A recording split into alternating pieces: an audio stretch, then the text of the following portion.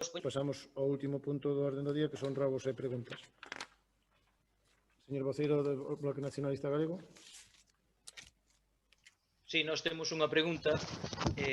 Hai unha empresa en avanzadas conversas con comuneiros de Montes do Concello de Celanova iniciando as prospeccións para a instalación dun parque eólico. Vostede fixo algunha xestión neste proxecto? Mantivo algunha reunión coa empresa, cos comuneiros? De que empresa se trata? Que tipo de proxecto lle expuxo a alcaldía? Ten previsto encargar algún estudo esta alcaldía sobre a viabilidade social e ambiental do proxecto? Non sei se vostede tiña pensado informar a corporación, a veciñanza do proxecto en marcha, dada a alarma social que está a provocar o anuncio de instalación de parques eólicos en numerosas comarcas do país, desde a Costa da Morte aos Ancares, desde Mondoñedo ao Baixo Miño, mesmo con sentenzas do Tribunal Superior de Xustiza de Galiza, parando actuacións e advertindo contra a agresión ao medio.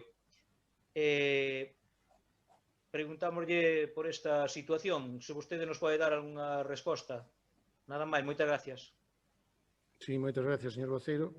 Pois dicirlle que non participei en ningunha reunión na que se levase a cabo ningún tipo de negociación entre a empresa interesada na construción dese parque eólico e os veciños máis directamente afectados, que, se mal non recordo, son as comunidades veciñais de Moreiras, Cañón, creo que a de Amoroz tamén. Os tratos entre eles, as negociacións entre eles, é algo privado que lle afecta e que lle atañe única e exclusivamente eles, e o que se fixo desde o Concello, polo menos desde que eu estou aquí, é poñer a súa disposición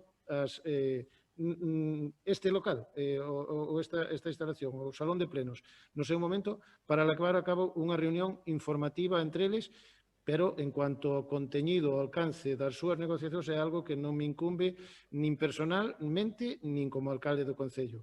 En todo caso, non son consciente desa alarma social. Sí me preocuparía cualquier tipo de impacto ambiental que lle pudera producir ao noso Concello, a Celanova, a nosa vila. Creo que xa, ou teño entendido, que sin ser coñecedor, reitero, sin ser coñecedor do proxecto, que xa unha das cousas había estudios medioambientales feitos que o incorporarían, cando se presente no Concello saberémolo, pero creo que xa entre esas exixencias medioambientales, unha delas estaba referida a necesidade ou a imposibilidade de que se pudesen ver desde aquí, desde a vila, as torres, os eólicos.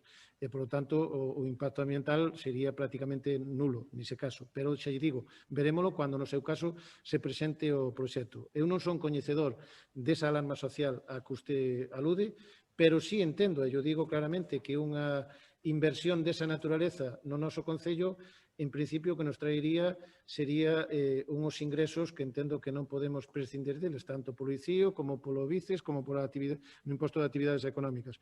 E, por lo tanto, rexeitalo de plano non está na miña intención inicial. Pero, xa lle digo, non son coñecedor do proxecto hasta que no seu caso se presente no Concello. Eu faláballe da alarma social que hai por Galicia, non a alarma social que poida haber aquí. Vale, por eso dicía que non son... En todo caso, dime que non coñece o proxecto, pero xa se pronunciou a favor, o cal xa sabemos perfectamente... Pronunciei-me a favor, non dice proxecto, pronunciei-me a favor da instalación dunha empresa ou dunha actividade dese tipo no noso Concello, sempre e cando se cumpran todos os parámetros que hai que cumplir. Vale, moitas gracias. Moitas gracias a vostede.